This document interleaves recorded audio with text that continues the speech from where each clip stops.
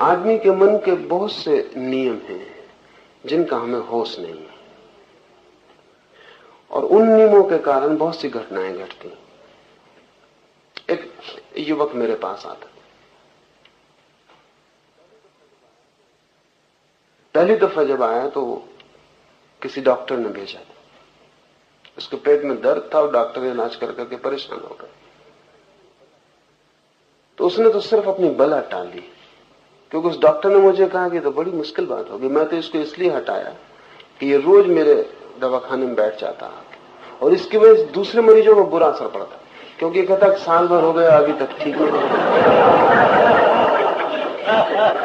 तो मैंने उसके हाथ जोड़े, कहा कि तू उनके पास जा, उनसे ही ठीक होगा, हमसे ठीक नहीं होने वाला। सिर्फ बला टालने के लिए आपके पास भेजा था और ये ठीक हो गए। वो मेरे पास आया और कहा कि मुझे अपने हाथ का छुआ और पानी दे दें। वो डॉक्टर ने कहा, अभी बात क्या है? उसने कहा तो बात पूछने की, साल भर से में पेट की तकलीफ, और जिसको डॉक्टर ठीक ना कर पाया हो वो फिर चमत्कार से ठीक होता है, क्योंकि डॉक्टर ठीक नहीं कर पाया उसका मतलब ये कि शरीर में कोई रोग नहीं है, तो डॉक्टर ही ठीक कर लेता, मुझसे कोई बात नहीं थी। रोग सिर्फ मन में है, उसको सिर्फ ख्याल है कि पेट में दर्द है।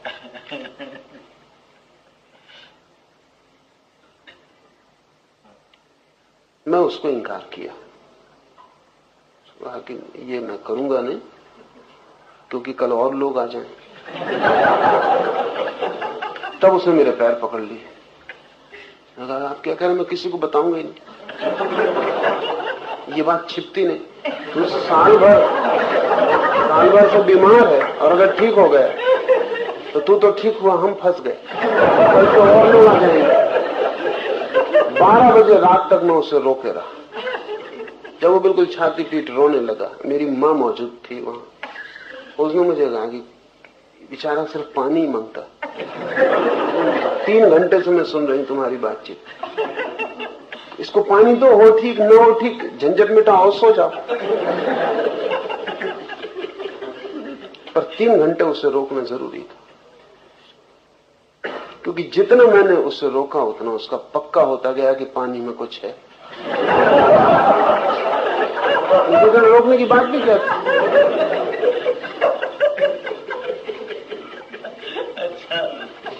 मजबूरी में मैंने उसे दिया। मैंने कहा कि तू कसम खा किसी को बताएगा नहीं अपने घर में। जब उसने कसम खा ली तब मैं उसे पानी दिया। पानी पीते से बोला, करे मेरा दर्द तो चला गया,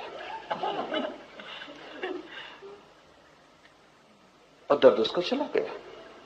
न तो कोई संयोग है न कोई चमत्कार है, उसका एक वहम था, और वहम को निकलने के लिए एक ही उपाय है, किसी पे भरोसा आ जाए, और कोई उपाय नहीं। वहम के निकलने का एक ही उपाय है कि उससे बड़ा वहम पैदा हो जाए। उसका वहम था कि पेट में दर्द है, उसका वहम है कि मैं चमत्कारी हूं।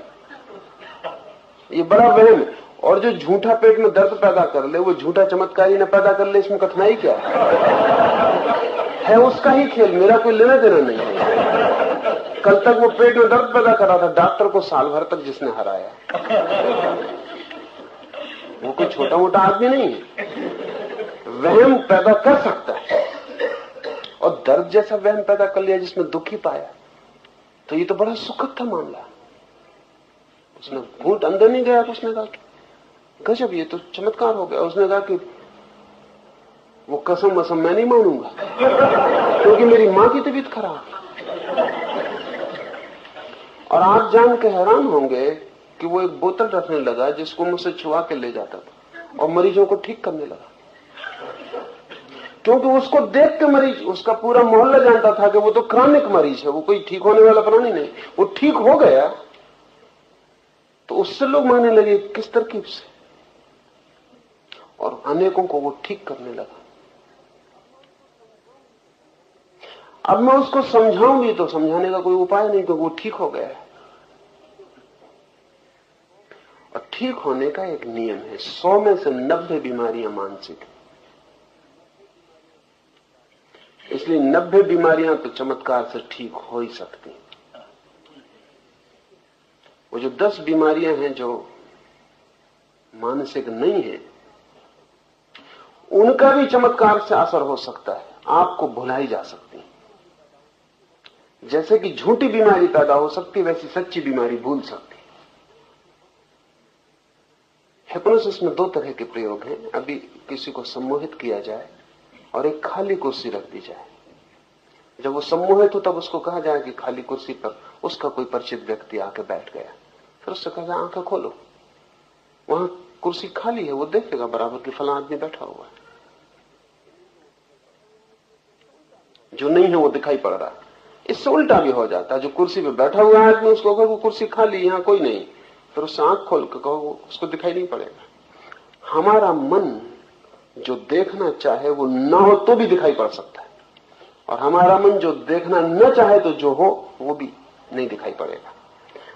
अब इसके लिए जरूरी है कि एक बहुत गहरी आस्था का भाव पैदा हो जाए। चमत्कारी व्यक्ति उतना ही काम कर रहा है कि वो उतना भरोसा दिलवा रहा है कि ठीक। अब इसमें कठिनाइयां ये हैं कि अगर चमत्कारी व्यक्ति, जैसे मैंने ये बात आपसे कह दी, अब आपके पेट में दर्द हो तो मैं कुछ नहीं कर सकता, बेकार हूं, मेरा चमत्कार काम नहीं करेगा। तो आपके पेट में दर्द हो तो मैं तभी आपका ठीक कर सकता हूं जब मेरे आसपास में हवा बना के रखूं पूरी की पूरी कि मैं चमत्कारी हूं। इसमें जरा भी एक्सप्लेनेशन खतरनाक है। इसमें जरा सी व्याख्या साफ हो गई आपकी तो फिर आपको फायदा मुझसे नहीं हो सकता।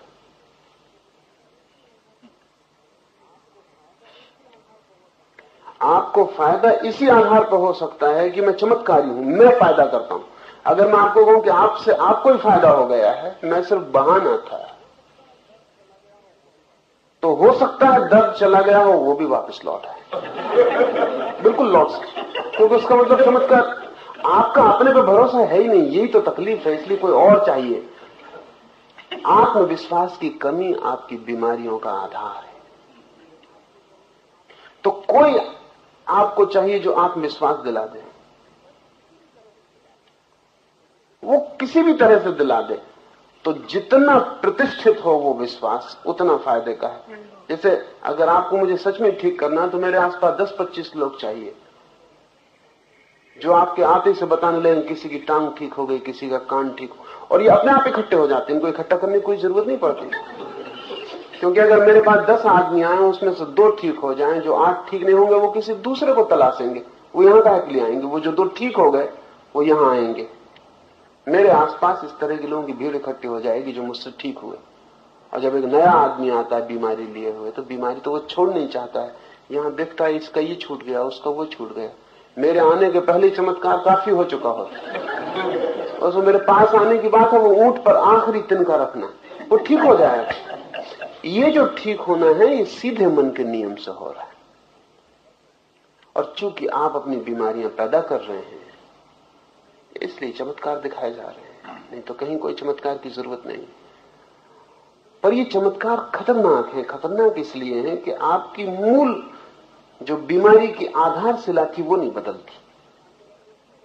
बीमारी बदल जाती है। इस आदमी का पेट ठीक हो गया लेकिन ये आदमी तो वही का वही है। कल ये सिरदर्द पैदा कर लेगा, फिर उसको किसी चमत्कार की जरूरत है। परसों ये पैर में तकलीफ पैदा कर लेगा, इसका मन तो वही का वही है। बीमारी एक तरफ से हटा दी, अभी दूसरी तरफ से पकड़ लेगा। इस आदमी को कोई लाभ नहीं हो रहा है, क्योंकि लाभ तो इसको तभी हो सकता है जब ये समझ ले कि बीमारी मैं पैदा कर रहा हूं और होशपूर्वक उस बीमारी को छोड़ दे, तो फिर ये आदमी दोबारा बीमारी पैदा नहीं करेगा। तो अब मेरे सामने 2 विकल्प रहे सदा कि क्या मैं आपकी एक बीमारी में सहायता करके छोड़ दूं, दूसरी बीमारी आप पैदा करें। मेरे लिए सरल काम वही था कि आपकी एक बीमारी ठीक कर दी, आपको लगा कि बिल्कुल ठीक हो गया, बात खत्म हो। उसमें समझाने बुझाने की कोई भी जरूरत नहीं है। समझाने बुझाने का काम ही नहीं है उसमें, बिल्कुल। उसमें तो चमत्कारी पुरुष जितना चुप रहे उतना अच्छा है, क्योंकि आप में बुद्धि डालना ठीक नहीं। अबुद्धि से आपको फायदा हो रहा है। दूसरा यह है कि मैं आपको समझाऊं कि आपकी सारी बीमारी, सारे दुख की जड़ क्या है, मगर तब मुझे चमत्कारी होने का कोई उपाय नहीं।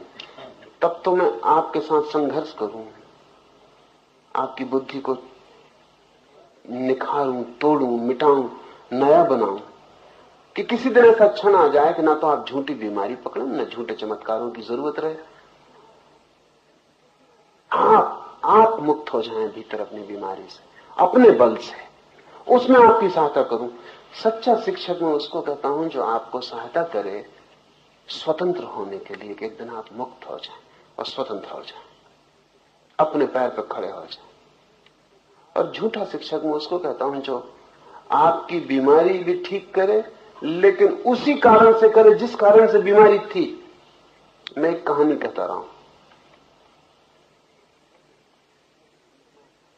एक घर में एक मेहमान आके रहा। तो मेहमान जवान था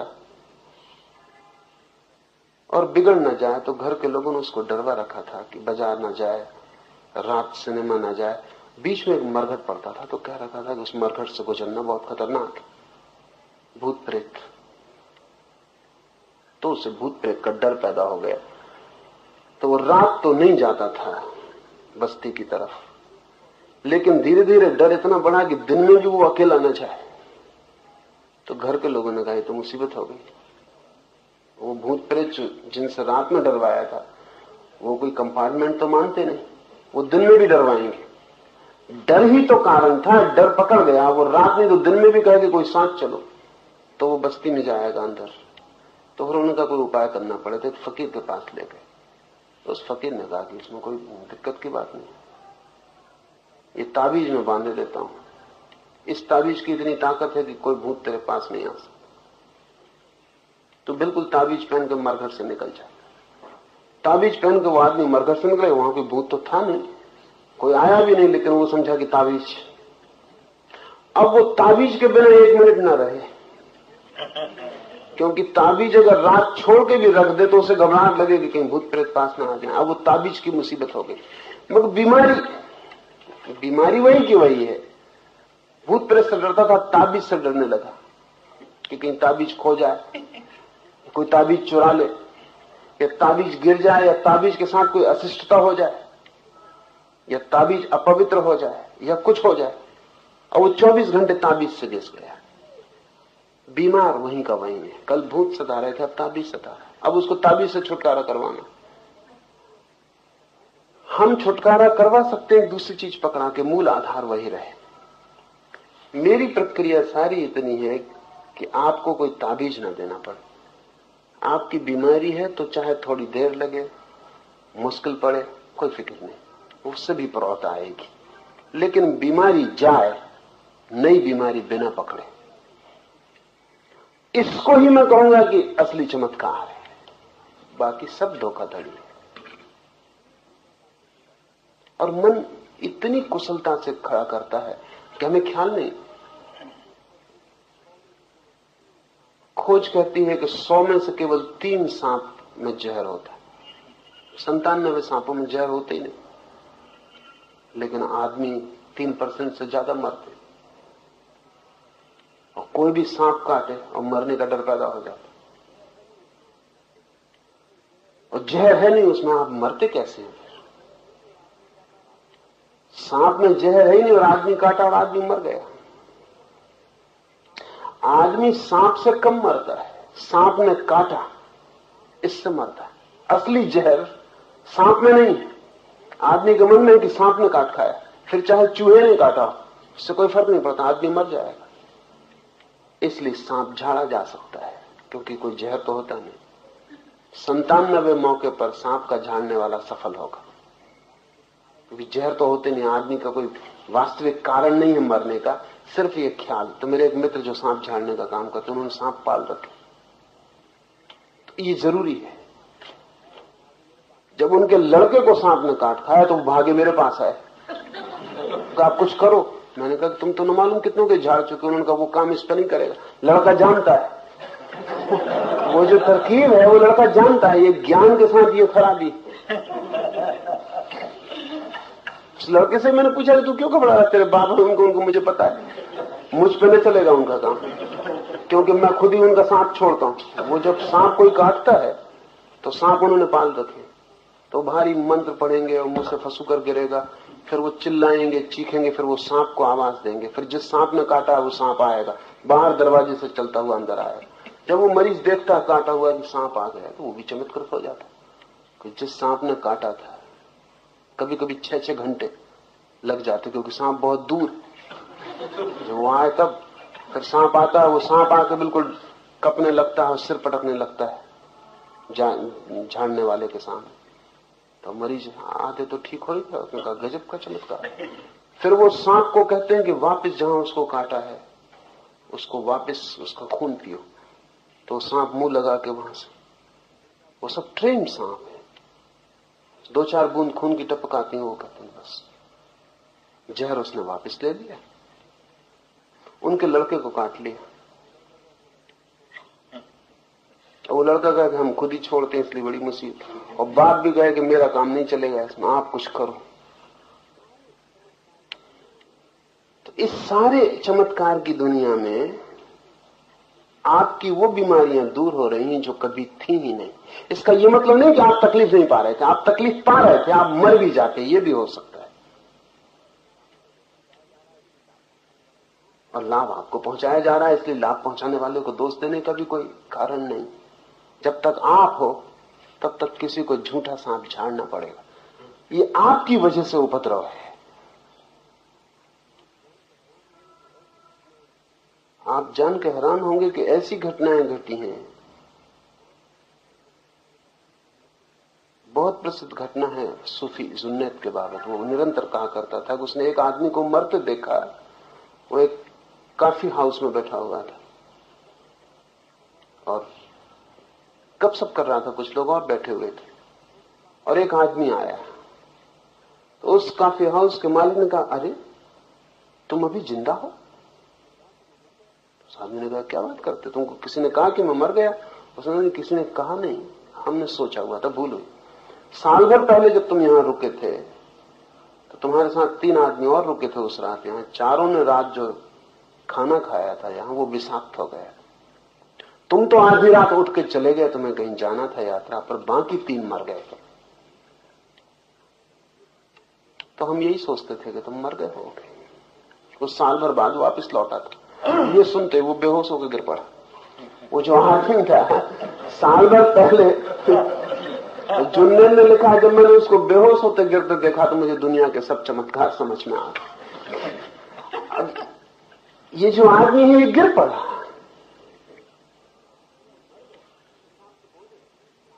तीन मर गए, विषाक्त भोजन, साल भर का फासले मिट गया। उसको ख्याल ही न रहा कि साल भर पहले की बात है। उसको होश में लाने के लिए पड़ोस से झाड़ने फूकने वाले बुलाने पड़े, बमुश्किल वो होश में आया। आदमी का मन और उसके नियम, उनसे सारा खेल है।